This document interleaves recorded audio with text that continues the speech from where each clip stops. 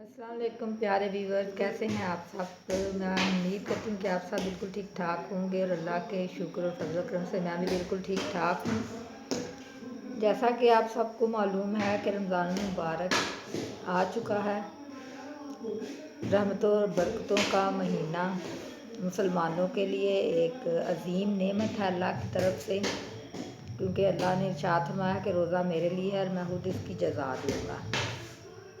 तो मैं थोड़ा सा लेट हो गई हूँ, वीडियो बनाने में थोड़ा मसरूफ़ थी कुछ, तो इसलिए तो आप सबको मेरी तरफ से रमज़ान मुबारक की बहुत बहुत मुबारक हो।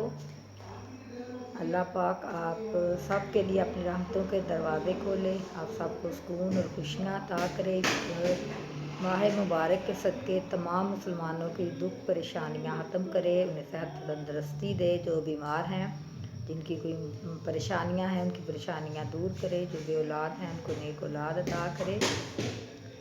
तो अल्लाह आप सबको अपनी रहमतों के साए में रखे। तो प्यारे दोस्तों, रमज़ान मुबारक का महीना फ़ज़ाइल और बरक़ात के लिहाज से एक ख़ास अहमियत और मकाम रखता है। यह महीना अल्लाह के नज़दीक सब महीने से बेहतर और इसकी रातें सब महीनों की रातों से अफजल तरीन हैं। ये माह सयाम शुरू से आखिर तक मग़फ़रत, रहमत और जहन्नुम से खुलासी का महीना है। और मुसलमानों पर माह सयाम में रोज़े फ़र्ज़ किए गए हैं, जैसा कि कुरान पाक में इरशाद बारी ताला है कि ऐ ईमान वालों, तुम पर रोज़े फ़र्ज़ किए गए हैं जिस तरह तुमसे पहली उम्मतों पर फ़र्ज़ किए गए थे, यानी कि रोज़े फ़र्ज़ किए गए हैं। रोज़ा शरई इस्तिलाह में अल्लाह रब्बुल इज़्ज़त के हुक्म के मुताबिक चलने और ताबेदारी का नाम है। कुरान पाक में रोज़े के लिए सोम का लफ्ज़ इस्तेमाल किया गया है। सोम के मानी है रुक जाना या ठहर जाना। हाँ, इसका ताल्लुक़ खाने पीने से हो या रोज़मर्रा के मामूलात से, यानी इसका मतलब है ठहर जाना।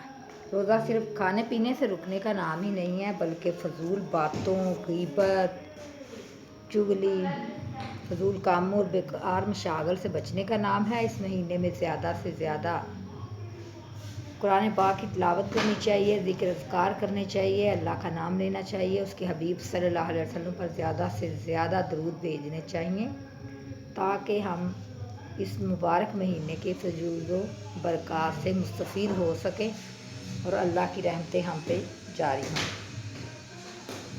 तो कुरान पाक अल्लाह ताला का बंदों के लिए सबसे बड़ा तोहफ़ा है। और जैसे आप सब जानते हैं कि कुरान पाक का नुज़ूल भी इसी मुबारक महीने में हुआ है। ख़वातीन अमूमन इफ्तार और सहर की तैयारी के तमाम में ज़रूरत से ज़्यादा मसरूफ़ रहती हैं, तो ये कीमती वक्त है जो लौट कर नहीं आएगा। और क्या पता अगला रमज़ान नसीब हो या ना हो। तो आप इस माह में पूरी तवज्जो के साथ कुरान पाक को तर्जुमे के साथ पढ़ें और उसे समझने की कोशिश करें कि अल्लाह ताला ने कुरान पाक में क्या इरशाद फरमाया है और वो हमें क्या सिखाना चाहता है।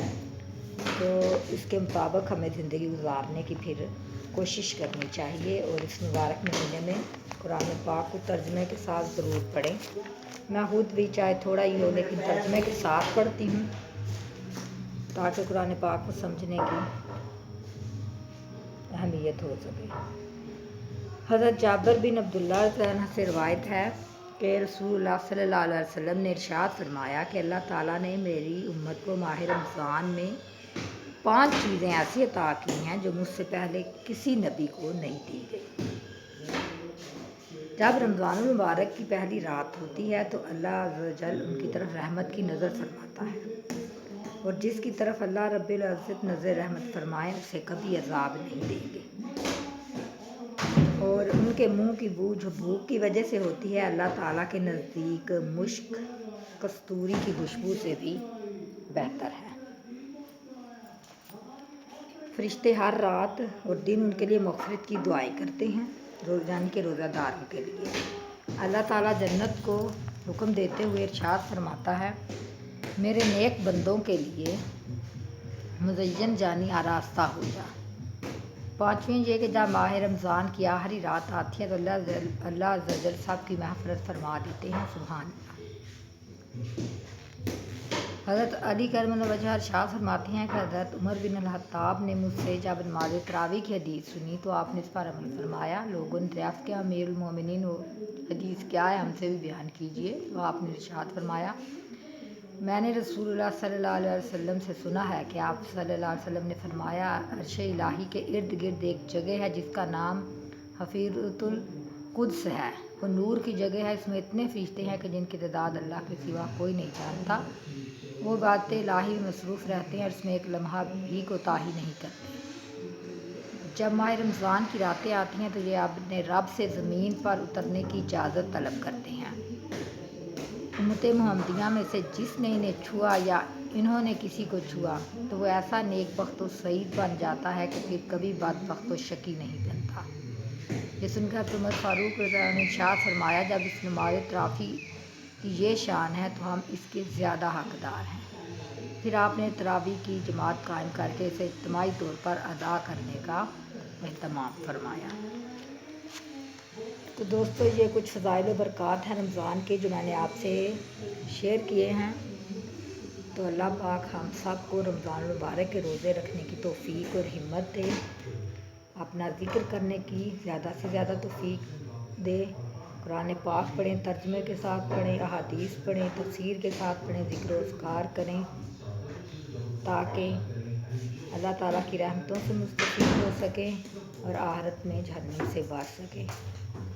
تو اللہ پاک ہم سب پر اپنی رحمتیں بنائے رکھے۔ میری اللہ تعالیٰ سے یہی دعا ہے میرے پیارے ویور کہ آپ سب کو رمضان المبارک کا مہینہ آپ سب کے لیے بہت بابرکت ثابت ہو، دکھ تکلیفیں دور ہوں، اور جو یہ کرونا کی بیماری پھیلی ہوئی ہے جس کی وجہ سے سب سکولز، مدارس اور سب بند ہیں، یہ ختم ہو جائے، بچوں کی پڑھائی کا جو حرج ہو رہا ہے وہ بھی کم ہو۔